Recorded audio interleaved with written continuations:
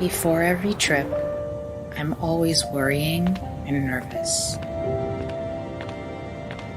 while holding expectations, and the mixed feeling stays.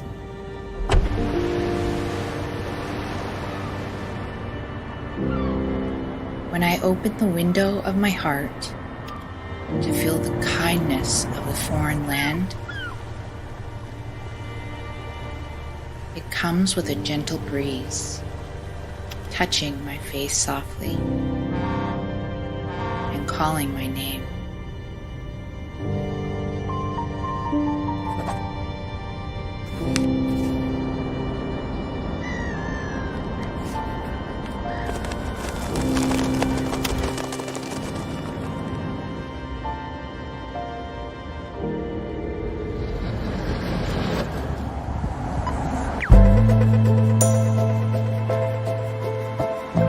It is only when I arrive that I realize my heart is already there, waiting for me,